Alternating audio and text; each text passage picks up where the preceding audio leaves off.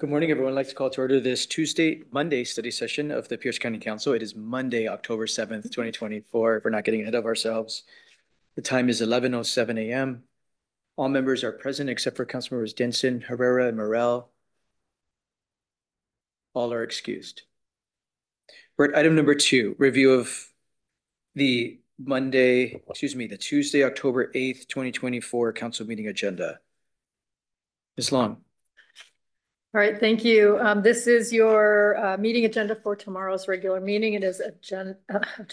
It is amended. We'll start with your consent agenda. Under introduction and scheduling, you do have one resolution, and that's our 2024-220. This is approving the 2024 Pierce County Board of Equalization's request to convene to act on timely filed taxpayer petitions, which exceed the statutory threshold.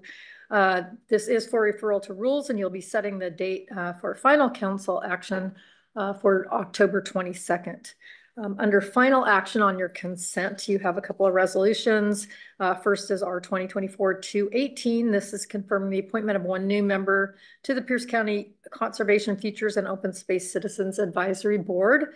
Next is our 2024-219. This is confirming the appointment of two new members to the Pierce County Allocation Advisory Committee for Prevention Programs. Under D, action on grant applications and awards, there are two, and these are both pending review during today's Monday study session. First is the Foundation for Opioid Response Efforts, Opioid Crisis Intervention Challenge, and the other is the U.S. Department of Housing and Urban Development, Pathways to Removing Obstacles to Housing. This is Human Services and SHAPE are bringing this to you. And Mr. Boki and department staff will discuss these shortly. Moving to section 7, proclamations, recognitions, awards, and presentations. We do have a presentation tomorrow, and that's the Tacoma Public Utilities presentation. This will be with Rosa McLeod, our Regional Relations Manager for Tacoma Public Utilities. There are no resolutions, so we'll move right to section 9, ordinances. First step here is O 2024-549S. This is granting a non-exclusive franchise to the city of Bonnie Lake for the location of water lines. This received a due pass as substituted at EIDC on September 24th. Next is O 2024-551S. This is granting a non-exclusive franchise to the Canoga Beach Water System for the location of water lines.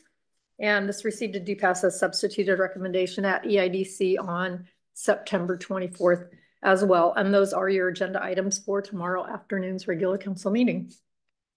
Thank you, Ms. Long. Are there questions about tomorrow's regular council meeting agenda?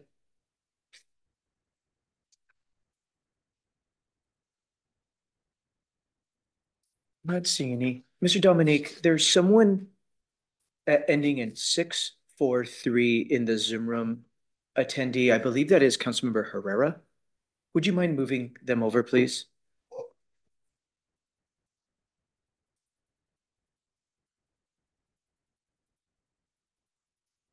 Thank you. Councilmember Herrera, can you hear us?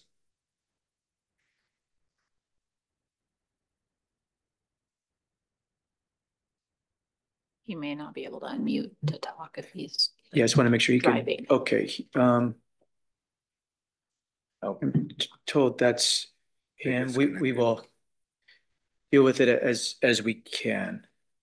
We have as noted, there are two grant applications for consideration. Let's move to the Foundation for Opioid Response Efforts. Mr. Boki. Thank you, Chair Mello, Paul Boki, council staff. And the first grant application is the Opioid Crisis Innovation Challenge 2024.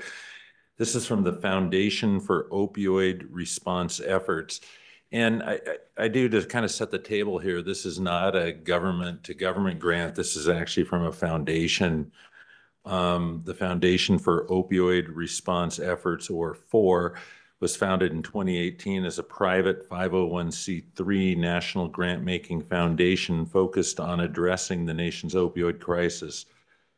FOR is committed to funding a diversity of projects, contributing solutions to the crisis at the national, state, and community levels. FOR's mission is to convene and support partners advancing patient-centered, innovative, evidence-based solutions impacting people experiencing opioid use disorder, or OUD, their families, and their communities. So the due date of this grant application is October 15th, 2024. The decision date is the end of February 2025. It is a competitive grant. FOR has invited the Behavioral Health Division to submit a proposal for the Opioid Crisis Innovation Challenge 2024 to bring an innovative approach to longstanding and complex issues related to all aspects of stemming the tide of the nation's opioid crisis. This funding is seeking funding to increase awareness and interest in behavioral health work for local high school students and increase the number of dual enrolled students in Pierce County enrolled in behavioral health classes. PCHS, that's Human Services, will work with at least one local school district as well as local universities and community colleges to engage high school students in pursuing careers in community-based behavioral health, particularly substance use disorder, SUD.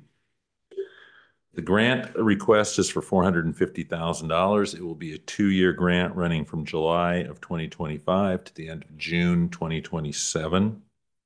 There is no match required.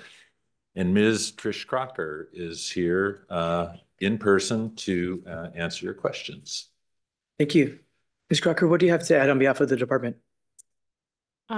We are excited about this opportunity, and I did want to say that Margot Bernison, our manager, and Sarah Appling are here as program people for anything that I can't answer. But we have started discussions with local high schools to try and get this so that Running Start students can be pursuing this degree during high school so that they can come out with an associate's degree in behavioral health. What questions may you have? Thank you so much. Are there questions or comments by council members? Councilor Hitchen. Thank you, Chair. You partially answered it when you said you've started to talk to some school districts and community colleges. Is there like a particular school district pathway plan, or they're just in the initial conversations because we have to wait and see if we get the grant? I will defer to Margot on that, whether where we are on those discussions. Ms. Bernison, good morning. Good morning, Margot Bernison, Pierce County Behavioral Health Manager. Yes, we are in pretty early conversations still with some of the schools. Our focus right now is definitely on some of the schools in unincorporated Pierce County. So looking at Franklin Pierce School District, we're also trying to talk to other school districts, or even one of our goals is to try to get in with, man, I just forgot the name of it, but with the Skills Center? Yes, thank you. The Skills Center, because we know that if we were able to get the Skills Center, we'd be able to reach more school districts. Okay, thank you. And the part that I was wondering about was the connection to Running Start, because the Skills Center and the Running Start programs are two different things, but yeah, it's an interesting. So I look forward to seeing what comes out of this. Thank you. Thank you, Chair. Thank you. Any other questions or comments? Not seeing any. Thank you for pursuing these private dollars to leverage our public dollars. Really important work.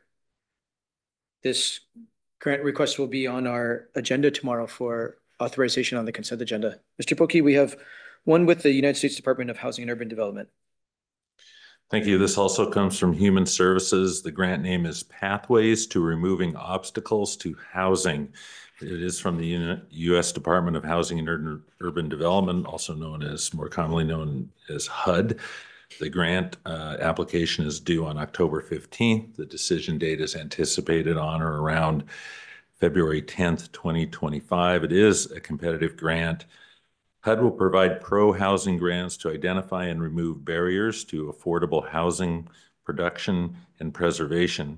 Grantees may use awards to further develop, evaluate, and implement housing policy plans, improve housing strategies, and facilitate affordable housing production and preservation. Human Services and South Sound Housing Affordability Partners will partner to develop strategies to facilitate the preservation and rehabilitation of affordable housing and to serve as a pathway to identifying, rehabilitating, and extending the affordability period for publicly subsidized affordable housing, and identify existing housing for acquisition and rehabilitation to the affordable housing stock in Pierce County. These activities can be classified in two categories. One, creating a strategy for the preservation of affordable housing, and two, creating a capital fund to facilitate the strategy. While a match is not required for this funding, local leverage as a percentage of requested funding does affect application scores. So this is a partnership between the County Human Services Division and SHAPE. The grant request is for $5,500,000. It runs for 5 years from February of 2025 to September of 2030. And I think that's the first time I've ever had to use 2030 in a recommendation. How time flies. Ms. Crocker is here, and we also have a representative from SHAPE to discuss their role in this. Thank you, Ms. Crocker. Anything to add on behalf of the department? We just wanted to say that this is a grant that requires a public comment period, which started on September 30th. The application is online for people to review, and we have a public hearing scheduled at noon today for in-person and online comments as well. Thank you. Ms. Conley, anything to add? Nothing to add, just here if you have any questions. I have two questions. Thank you for pursuing this, the incredibly important priority for Pierce County. Can you get a little bit more granular for us? What more than what do we think the outcome is going to be if we're successful with these dollars and applying these dollars? What more than our housing action strategy that we already have developed and adopted to quite detailed housing action strategy that you well know about? So what more are we going to be able to get out of the planning part of this more than we have in our housing action strategy? And how much of the $5.5 million, if we were so successful, how much of that would go to a capital fund? Answer the first one and I'll do it. Yes. Okay. To answer your first question, I would want to defer to Pierce County staff or Pierce County Human Services staff on exactly the details of what's in the affordable housing action strategy for Pierce County. But I think something that's important about this plan is that it is really focused on that preservation piece and the preservation of both naturally occurring and subsidized or capital A affordable housing. And a lot of our current capital funds, while they may technically be allowed to be used for preservation, are often used towards the creation of new units. And we also don't have a lot of flexible funding sources that will facilitate the acquisition and preservation of affordable housing at the speed of the market.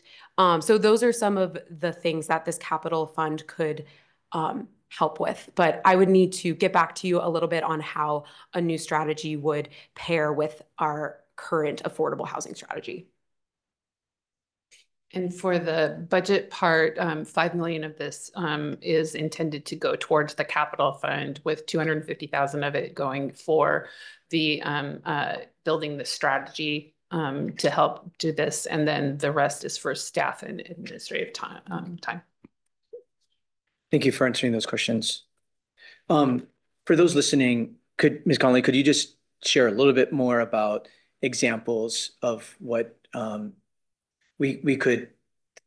what we mean by naturally occurring affordable housing and what we really mean by preserving affordable housing?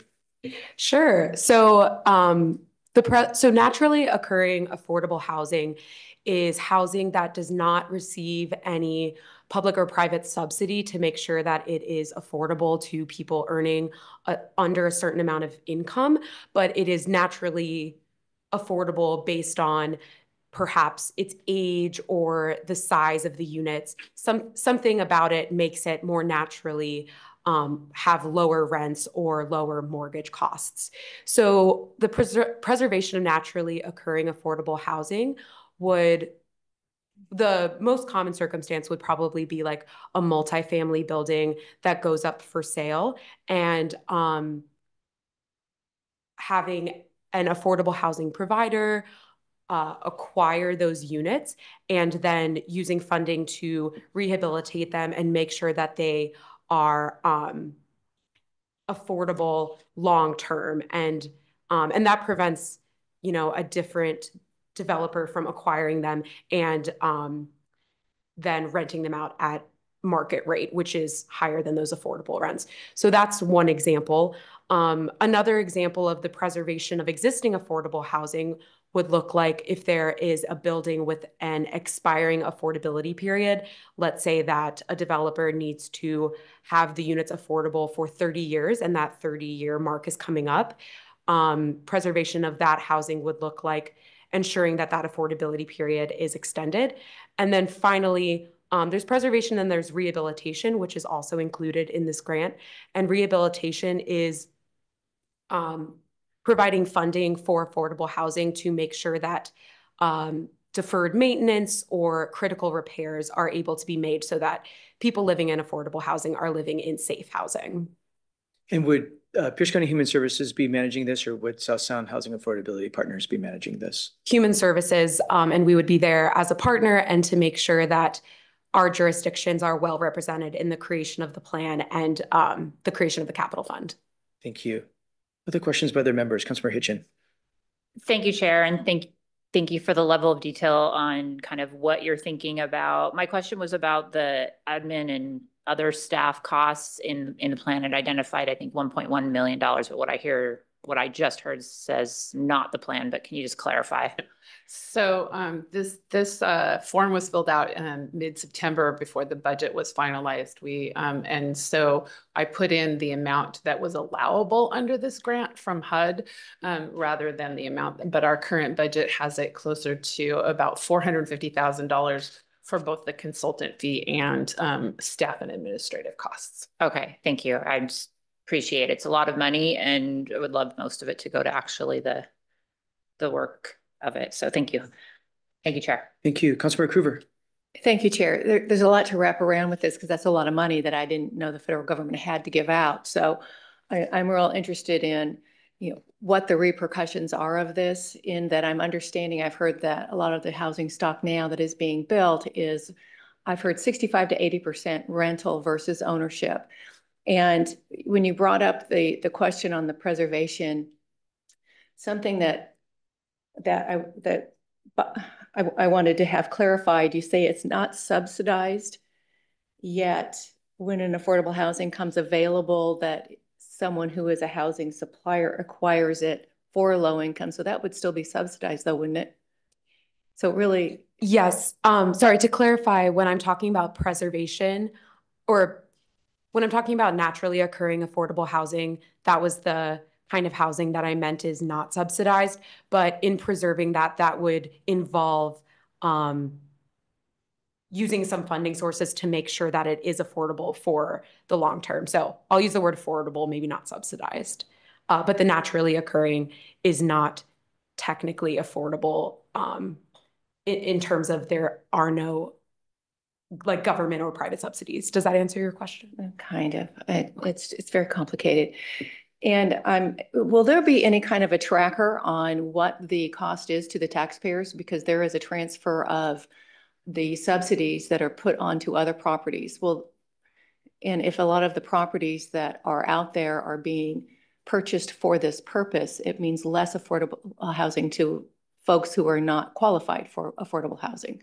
Is there anything showing a comparison of that transfer of cost to taxpayers?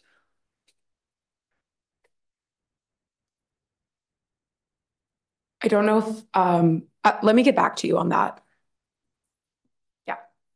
and I'm wondering, is there any kind of reports on the impact of this focus on affordable housing and the costs of increase that are increasing exponentially to regular builders for folks who don't qualify for this for what their housing is?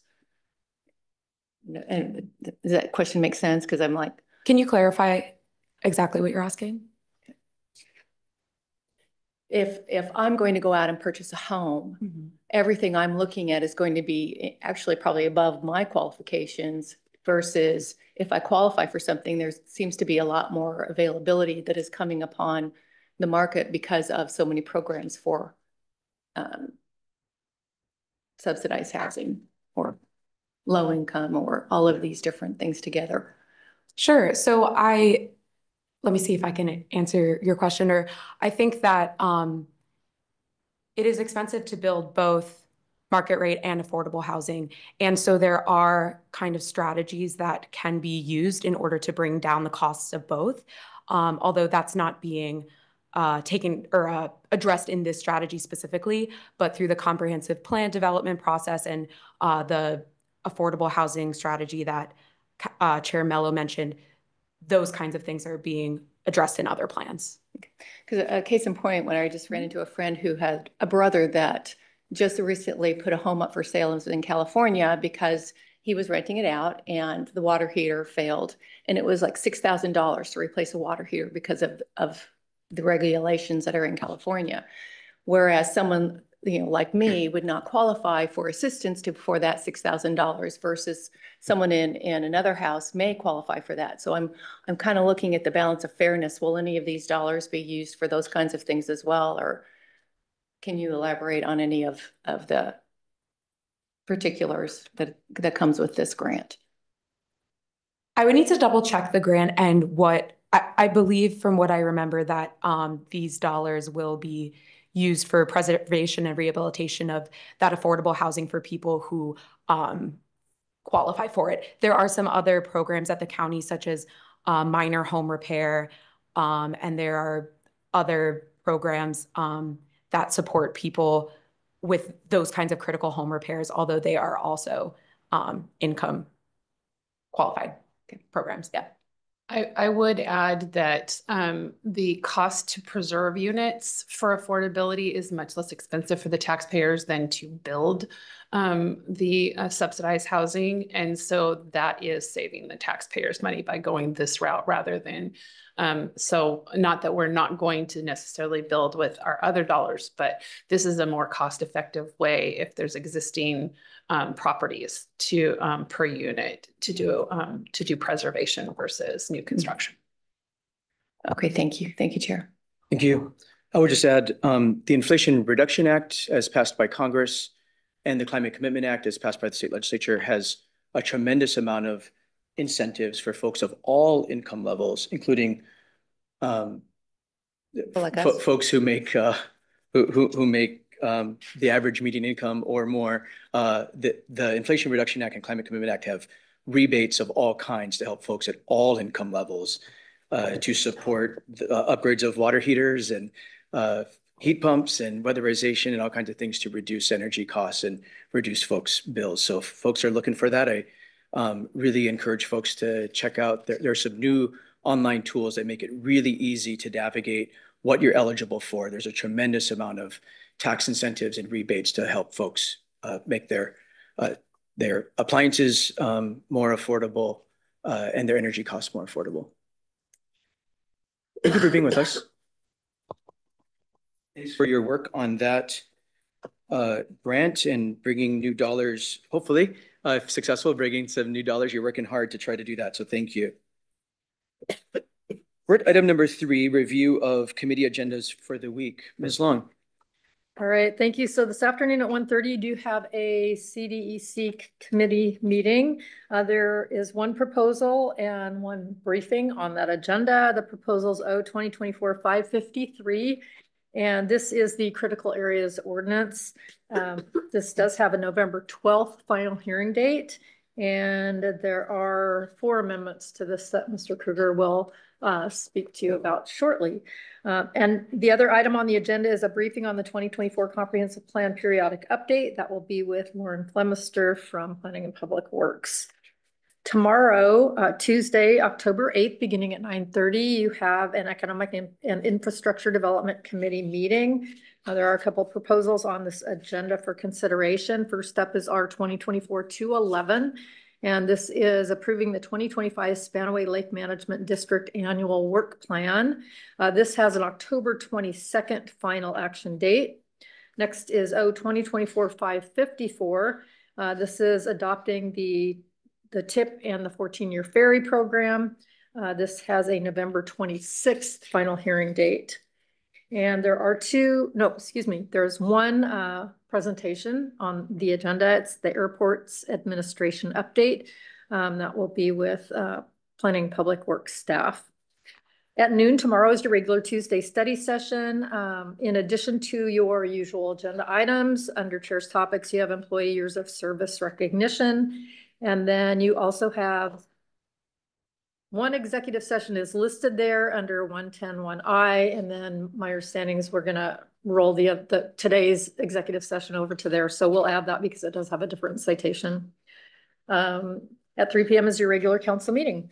On Wednesday, October 9th, beginning at 1:30, you do have a select committee on homelessness meeting, and you have a number of presentations on this agenda. First is a comprehensive plan to end homelessness update. That will be with Devin Isaacson from Human Services. Next, we have the Ording Veterans Village. That will be with New Horizon Communities staff. The third is Forward Operating Base Hope. That will be with Tammy Creeley, Executive Director of that organization. And finally, you have the Shelter Access Hub update with Family Promise, and that's Steve Decker for that. For other meetings this week, on Wednesday morning, beginning at 9:30, you do have a Flood Control Zone District Board of Supervisors meeting, and that is the meeting schedule for the remainder of this week. Thank you, Ms. Long. Are there questions about the agendas for the remainder of the week before we get to the amendments that are up in committee this afternoon? I don't see any. Thank you. There are 4 committee amendments in the Community Development and Environment Committee related to the Critical Areas Ordinance this afternoon. Ms. Rhett Hunt to brief on committee amendment number 1.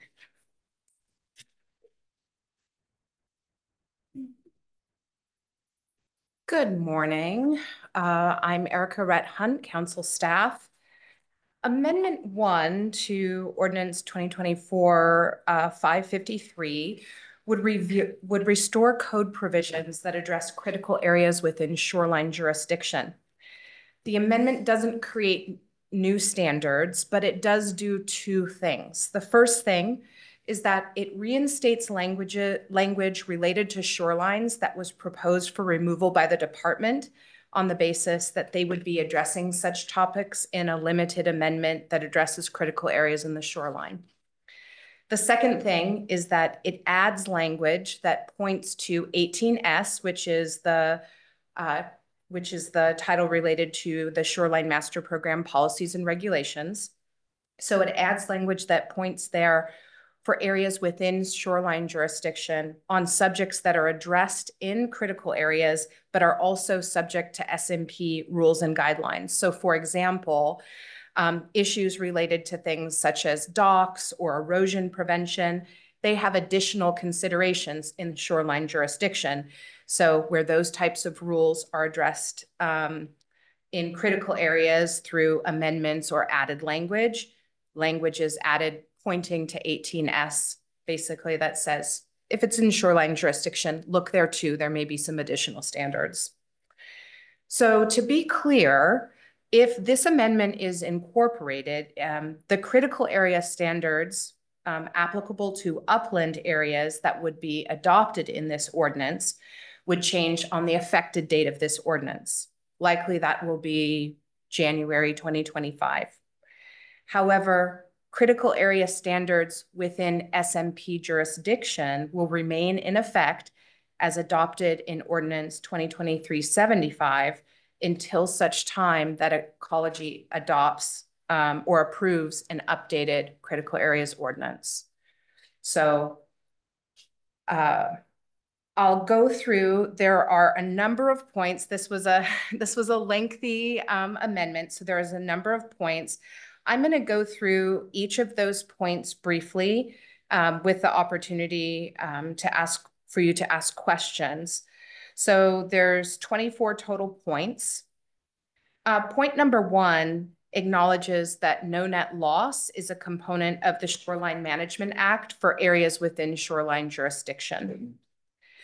Point number 2 restores language that acknowledges that permitted uses allowed on properties within shoreline jurisdiction are subject to the use standards by Shoreline Environment Designation.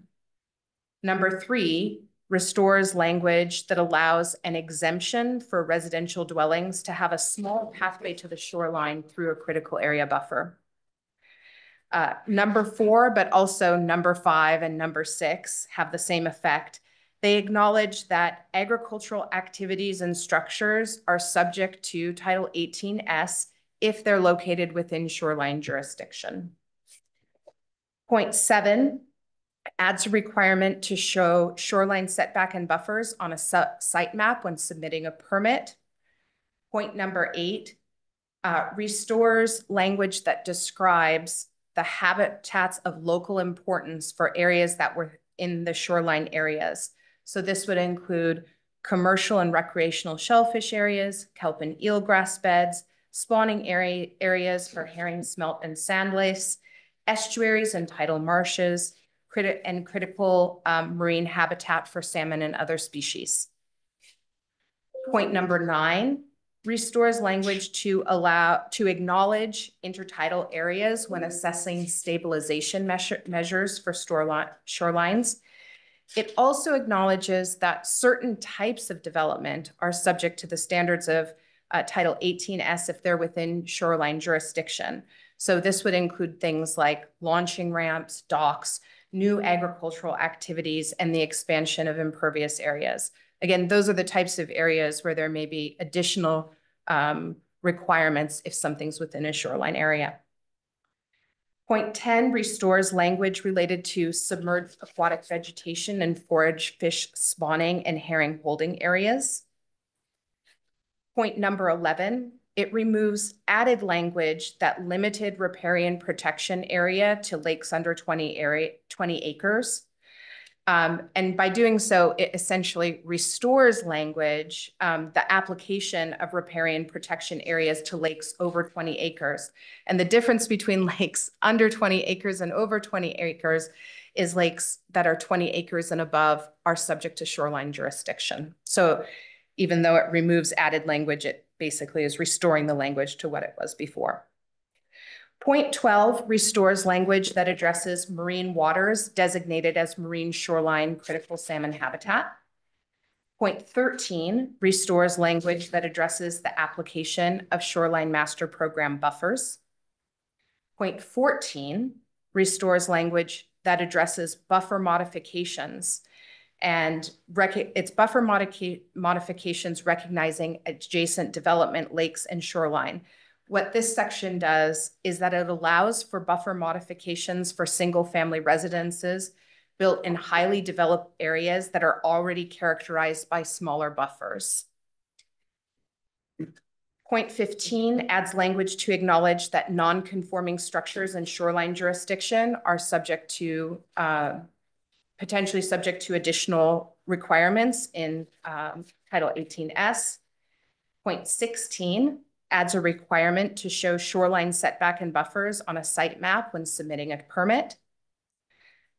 Point 17, but also points 18 and 19, they restore language to include tsunami and SAISH hazards in the earthquake hazard chapter. Points 20, but also point 21, 22, and 23, they restore language related to shoreline erosion hazards in the erosion hazards chapter. And then point 24, it adds language to acknowledge that regulated erosion management activities in the shoreline environment must also comply with Title 18S. So as I mentioned before, a lot of those things point us to the shoreline rules where there might be some overlap or additional regulations, and then restore language that was already in Title 18E before the department went through the process of removing it with the idea of including that in the shoreline amendment at a later date. Well summarized, Ms. Redhunt. Again, to emphasize, and please correct me, but amendment number 1 does not institute any new regulations. It makes sure that there is no lesser standard in the shoreline than there is in the upland. And so it's making sure that there's consistency here. So it ensures that there's consistency. The language that is restored and any language that's added through this, not this amendment, but through the proposal in general, that will not be effective until Ecology approves a Shoreline Master Program amendment. So if this ordinance becomes effective and then there's a delay until the Shoreline Master Program is approved by Ecology, there would be a time where protections would be different in the two areas. Thank you. Yes. Questions before we move on to amendment number 2? These will be up in committee later this afternoon. Thank you. Well summarized. Thank you very much. Mr. Kruger is going to brief on amendments 2, 3, and 4 in committee this afternoon. Good morning, council members. Committee amendment number 2 concerns critical area regulations related to new piers and docks and the expansion of existing piers and docks based upon specific critical area features. What the amendment does, and you can take a look at a couple of the attachments to the amendment memo, and if those can be displayed on the screen, it might be helpful. The first thing that's happening is that new piers and docks would be prohibited within areas of saltwater shorelines that are ranked either as medium or high value nearshore salmon habitat. So if you look at the map, and the scale is not the best, but if the area is showing up as green in this map, new piers and docks would be prohibited based upon these attributes: medium and high nearshore salmon habitat. I would also mention that, for what it's worth, a lot of those green areas are duplicative. They already contain pier and dock prohibitions based upon Shoreline Master Program standards. So it's a bit of an overlap. However, there are some new territory that's picked up in the green.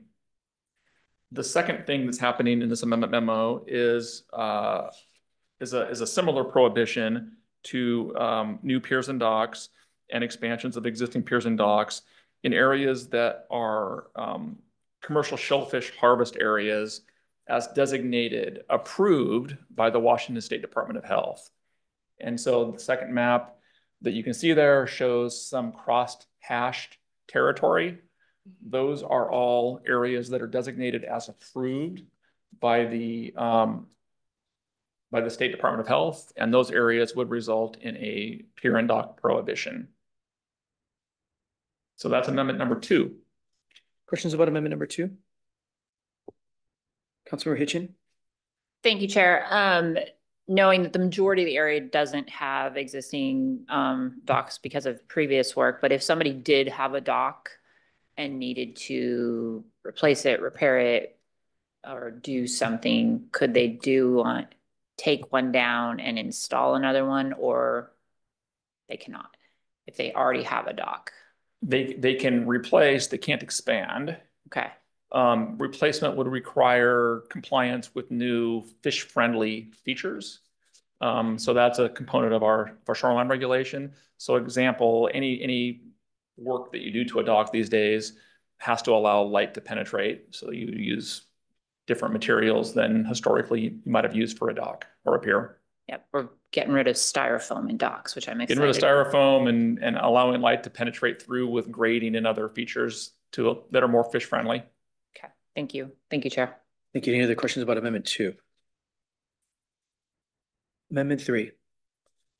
Thank you. So amendment number 3 is follow up to the committee meeting last week in CDEC talking about the expanded aquifer recharge area and as it relates to farm management plans.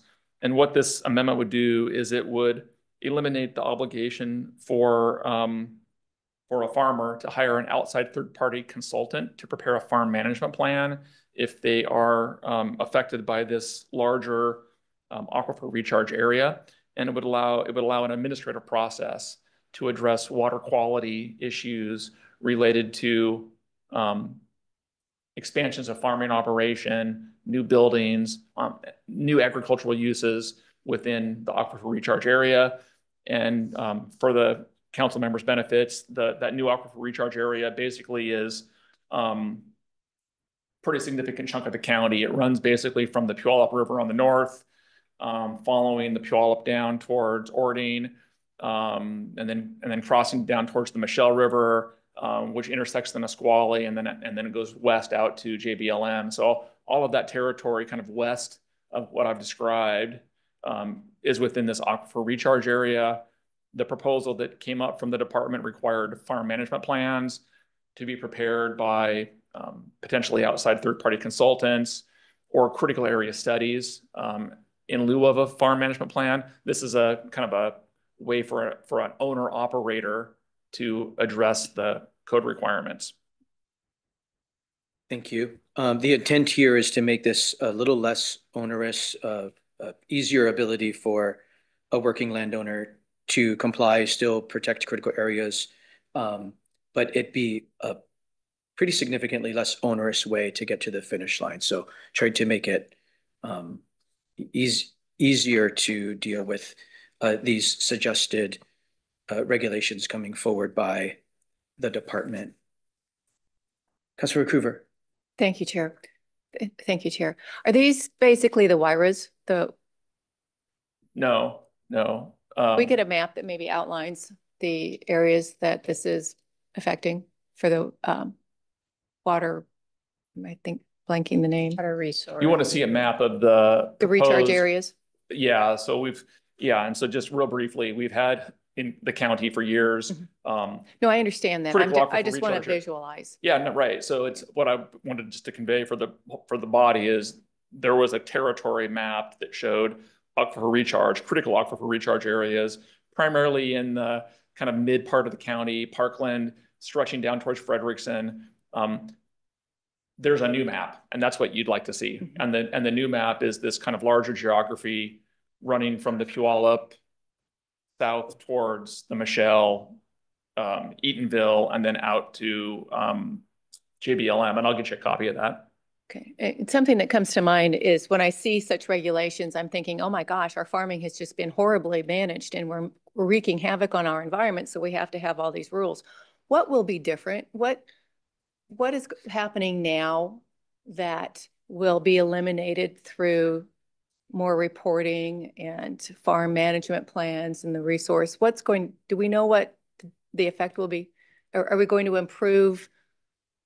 How will the water be improved? It'll have X amount of contaminants versus. Well, the intent would be to have less contaminants, right? So how do we know we're reaching that with this huge investment and cost to our taxpayers, property owners? Well, so the amendment is intended to eliminate costs, right, by having an administrative process. But that costs, but. Well, it's a lot different than hiring an outside third-party consultant that's going to have to prepare a report potentially for, thousands of dollars to talk about water quality issues related to a new ag building versus the farmer providing similar information to Mike Poteet and Mike saying, yeah, that looks great. Thanks for the information. Or here's some recommendations on best practices. And so that's what the intent of these farm plans are, is to kind of help show alternative techniques that could be implemented to eliminate water quality pollution.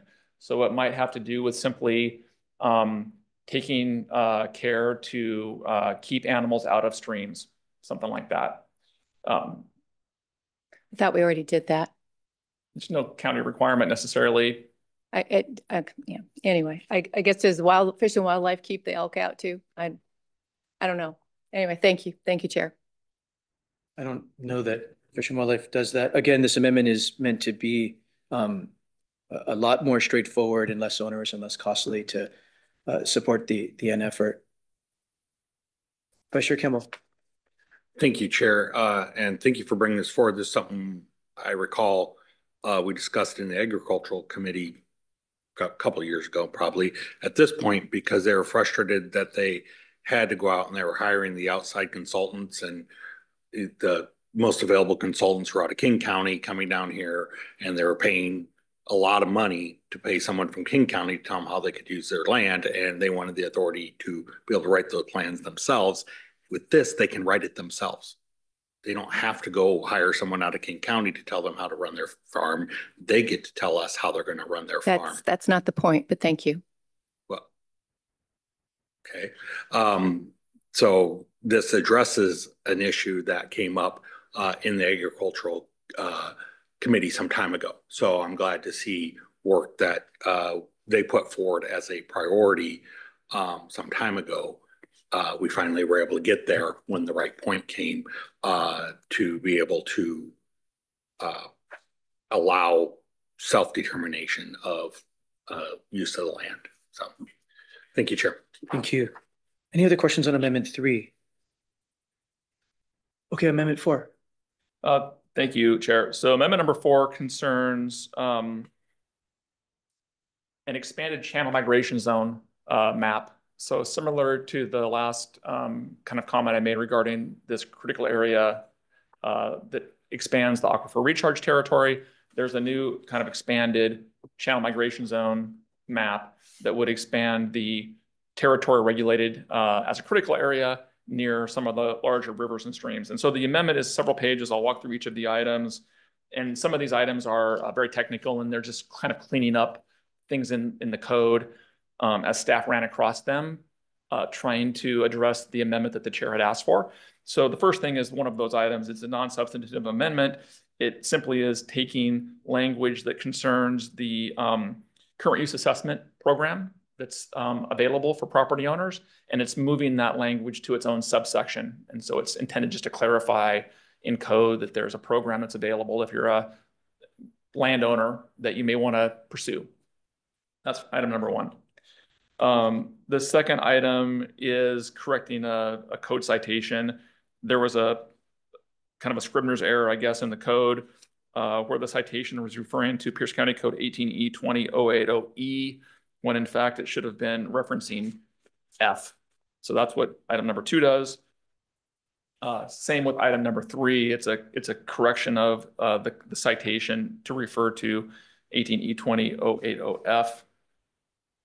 Item number 4 provides examples of high-intensity agricultural uses versus low-intensity agricultural uses.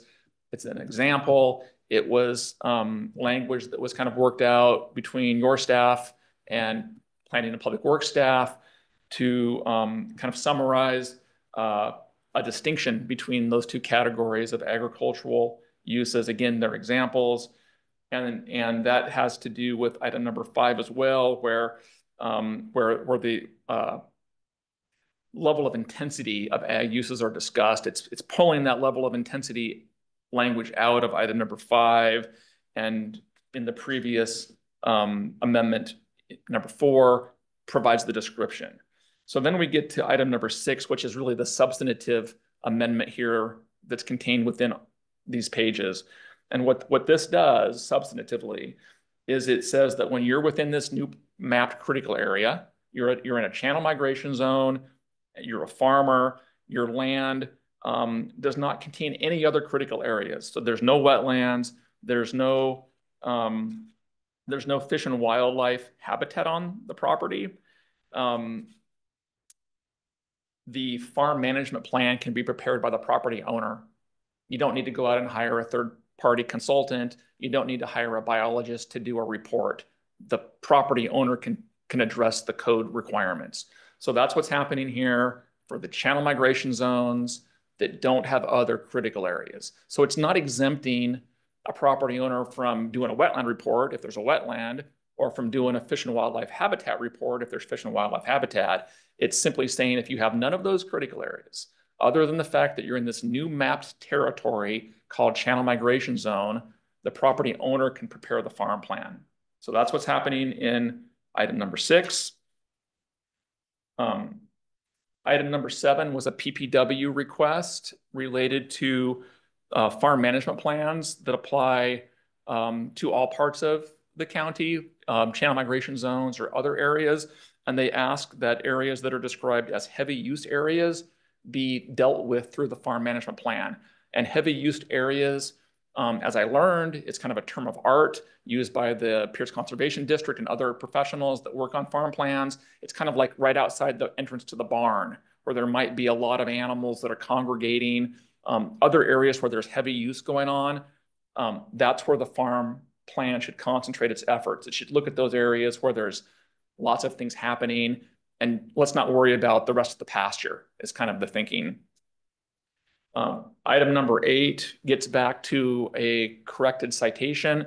In this case, it's replacing 18 E20-080E with 1820-080D. So it's, again, it's a technical amendment.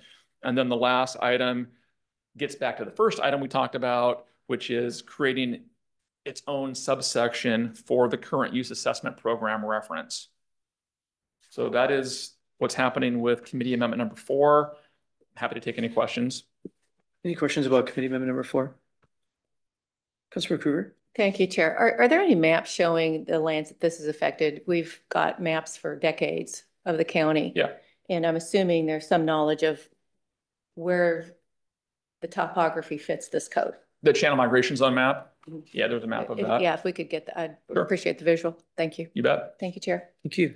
Any other questions?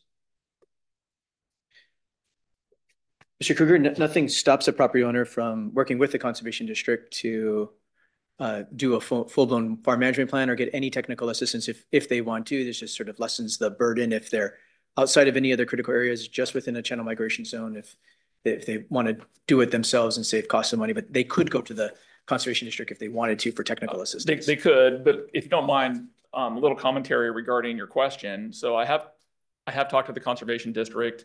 You know, they're all voluntary, and they'd like to remain that way. So there is a concern from the Conservation District if the county is going to adopt a regulation that puts them on the hot seat for approving a farm plan while holding up a permit. They really don't want to be in that circumstance. And then the other thing for your information is they're just really busy. Their capacity is about a dozen farm plans annually. They can work through about 12. Right now, their backlog is 20 farmers that have reached out and said, please help us and prepare these voluntary plans. So they're struggling with keeping up based upon their limited staffing and their resources to do all the farm plans that are currently being requested. So any additional work just creates a burden, and so that's just information for you all to be aware of. Thank you, Councilor Kruger. Thank you, Chair. And you may not be the person to ask this question of, but I'm sure the Chair is familiar with the budgeting of the Conservation District. I'm assuming, I know they apply for a lot of grants, which I believe take up a lot of their staff time in implementing those. And I'm wondering, for doing the purpose of the Conservation District in the first place since the 1930s, I think it was to help farms. And now because they have integrated into so many other areas of land and being held to the dictates of the grant money they're getting, aren't we probably not benefiting what we should from a Conservation District and their purpose from the dollars that they are paid from by the taxpayers off their property tax? So I guess I'm kind of alluding to, are you of the thought too that maybe they are taking on too much other things than rather I'm not going to step in that. You are. Okay, maybe I'll have to. I mean, I'll have to give the director a call. I mean, and in fairness, I'm not completely up to speed on the way that their budget is structured related to, you know, rates and assessments that come in versus grants that are received and the various Mr. Kruger. work that they do. Yeah, But I- Chair. I'm quite familiar. I would add, the Conservation District has expanded its programs to be responsive to who's paying the bills. There's many ratepayers in urban and suburban communities who are paying the bills, who need to get appropriate levels of benefit in terms of water quality and other natural resource conservation. So, you know, the farm planning staff has expanded over time, and property owners throughout Pierce County pay for the services and deserve to get some natural resource benefit in addition to agricultural producers. Yeah. I'll address that later. Thank you. Thank you. Chair. Appreciate it.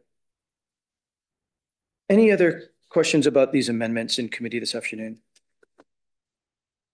Not seeing any word. Item number 4, discussion of administrative items. Ms. Murray. Thank you. For the record, Julie Murray, Chief of Staff. The only issue I had was the follow-up that was requested last week about our procedures when we have an evacuation of our offices. And so Councilmember Herrera did have an idea that I'll put forward to you. I mean, one option obviously is to put yourselves on PC Council as well as your assistants. The other was that he suggested is that we have a piece of paper. Most of the time, members and staff are here on Monday and Tuesday. So what we're really looking at is Wednesday, Thursday, Friday, is having a piece of paper either at the reception area or the mantle or by the coffee pot where you could check off that you're here and your assistant, you know, just because what we need to know is that you're actually here in the building versus somewhere else. And so he put that forward as an option. I mean, I'm personally ambivalent about what we do. It's just a matter of, do you want us looking for you and your aides when the evacuation occurs? I mean, the other option could be that you're simply on your own. I'm willing to do whatever it is that you desire, but that is really just the issue is who's here in the building. Thanks for bringing that back and continuing to take our safety, all of our safety, seriously. Feedback about what Ms. Murray is bringing forward, Councilmember Cruver. Thank you, Chair. I was just going to suggest a little checklist by the birthday card window where everyone passes by would actually, I think, be a good idea. Thank you, Chair. Thank you, Councilmember Hitchin. I guess a question, we all scan a key card to get in the building so that people know. We don't scan to get out, so it doesn't track that portion, but is there any way to? Well, what you're asking is that when we need to evacuate, we're contacting someone else to find out you're here. And the likelihood is the people who I would contact are the people addressing the emergency. Okay. And I don't know if it's honestly to the level of knowing you as an individual versus just you as an authorized person within that door. Okay. Okay. Don't forget your ID. Oh, there is that. Okay. Yeah. I mean, I think just signing in because our schedule, the other part is just then we need to actively remember that when one of our employees signs in, not our council assistants and not us, but one of our employees are here, they tend to be here for the day. We have very odd schedules. So we just need to make sure that we're intentional about filling that out to say if we leave, because you'll remember when you walk in, but then you'll go to lunch and then a meeting and then you never come back and it looks like you're still in the building if something goes wrong. So just be mindful of how wacky our schedules can get as electeds. So we're in and out and in and out. So it'd be something to try, I think. Vice Chair Campbell.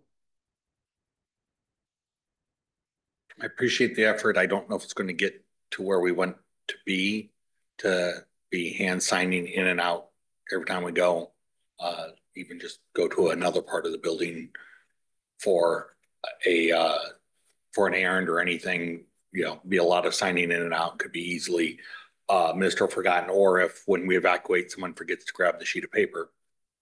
Well, we do grab a sheet of paper in order to do the count. So that's why I'm trying not to replicate like activity. And so what happened the last time is we got the staff list and they were able to check off of PC Council, like who was not supposed to be here. And so it was really the absence of being on PC Council's being out.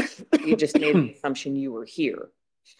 So that's why, I mean, the advantage of having the check off, at least for yourself and the council assistants, is that honestly, all we need to know is that you checked in. We'll follow up. And part of the form, I think, is going to be how to contact you to know, are you still here? You know, because there was some of that tracking down was people who, as staff, were listed as being here. It was just checking to make sure when they weren't down at the evacuation point, were they out to lunch? Were they somewhere else? And there were people during that period of time who were expected to come back, but weren't actually here. So they were checking. So you're right. I mean, none of them are going to be perfect. It's just a matter of, do you want us making some attempt to know if you're here and your assistants? Because it worked pretty well for our staff. Where it broke down was with you. And some of you were here, some of you weren't, some of you were part of the day and were not. And it was, you know, making that contact. Thank you, Sharon. Thank you.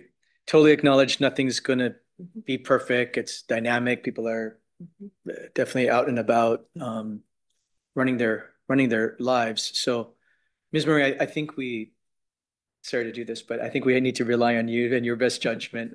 I hear you trying to, what is the most likely for folks to get into the habit of using? Is it paper or is it electronic? Right now, you're trying to cause that conversation. I mean, one option that members have somewhat rejected is that you could give us access to see your calendar. Not everyone yet has allowed us to do that, because then we could also check your calendar to see were you even expected to be here. If it shows you're clearly somewhere else, we would know. I'm personally fine with any option that is agreed to.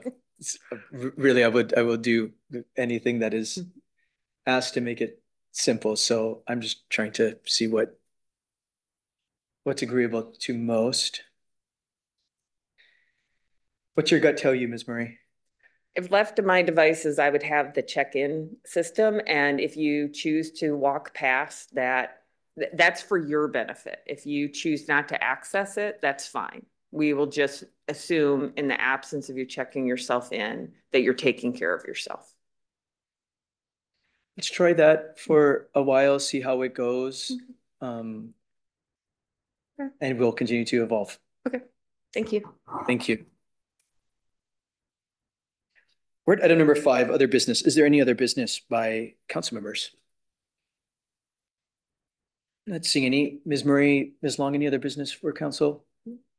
There being no further business before the Pierce County Council in Monday study session, we are adjourned.